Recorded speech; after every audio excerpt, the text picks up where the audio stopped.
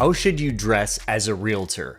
I know today I look a little overdressed, but I can tell you I have a black tie event to go to, so I figured today would be an amazing time to go through with you all how you should dress to perform a professional service while helping people buy and sell houses. And I'm a firm believer in dressing for success, and that mantra is absolutely true. If you are showing up to an appointment and you are offering somebody a professional service, you are potentially going to charge them thousands upon thousands of dollars for your service. You should be presenting yourself as a professional in whatever capacity that looks like. Now, I know if you're a newer agent, a lot of people are going to say things like, I can't afford to dress nicely. I can't afford a custom tailor. I can't afford the best shoes. That's not what's important, and that's not what I'm talking about here today. What I want to explain is that anyone can dress well. It comes down to the style of clothing, the fit of your clothing, and the way that you put the clothing together. When I started out in the business a decade ago, I had no money. I had literally a very, very small amount of money. So what did I do?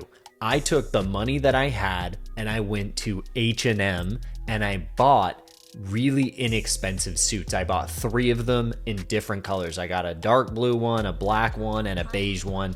And what I did was I took those suits, I bought them slightly oversized, and I spent about $30 per suit taking them into Nordstrom, or you can use any other tailor that you know of, to make sure that it fit impeccably.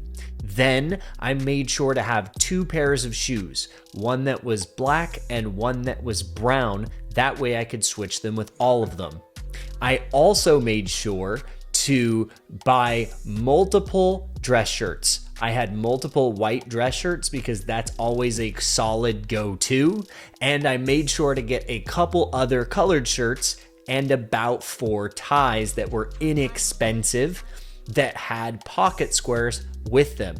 Caveat, I made sure not to pair the pocket square with the tie that match. Not a good look. It looks like you bought it in a box set, but buying box sets is a very inexpensive way to get more items. So you take one piece and you mix it with another, or you take another piece and you mix it with another.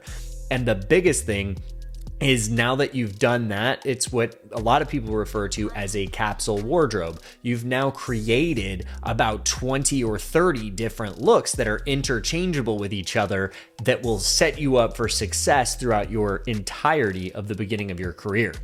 That being said, I always say dress for your audience. If you know who you're about to go meet, make sure that you're dressing in something that they would appreciate.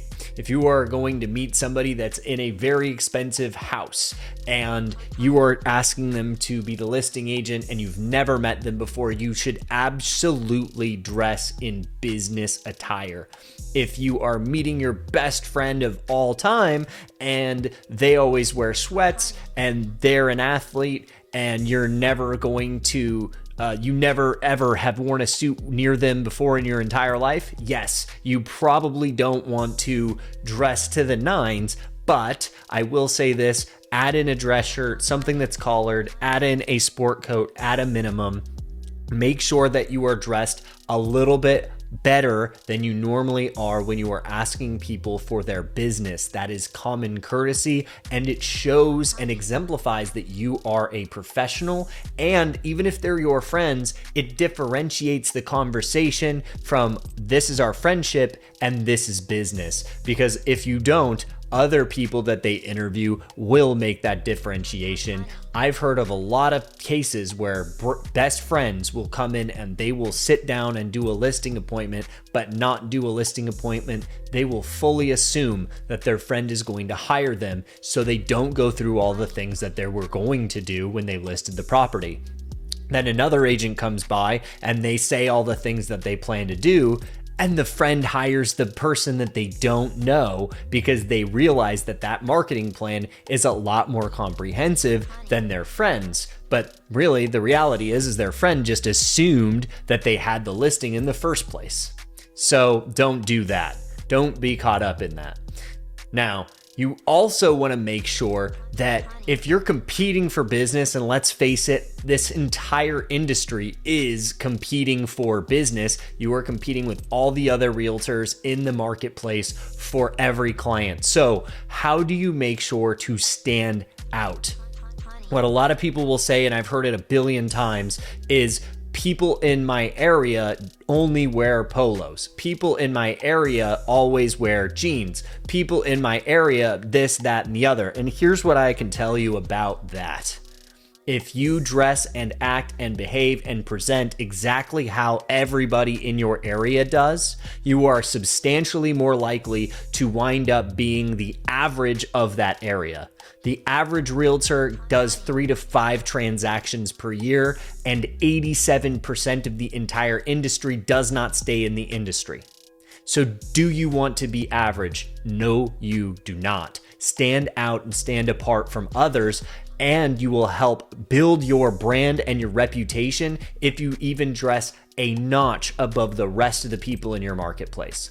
But what's most important of all, and I have to end on this note, is that you be comfortable in what you wear.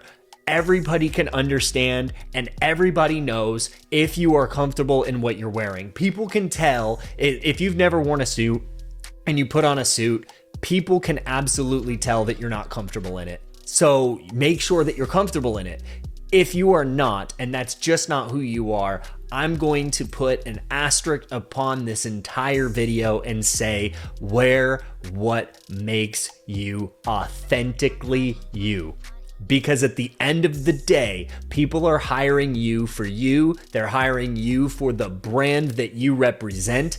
And whatever your brand is, lean into it. If it's being a well-dressed person, great. If it's only wearing sweats all of the time, also great. If it's always wearing sunglasses, I don't know what the case is, but build a brand that's authentic to who you are and make sure that you're offering people professionalism at the same time as making sure to stand out from the crowd, because the worst thing you can possibly do is blend in with everybody else in the community.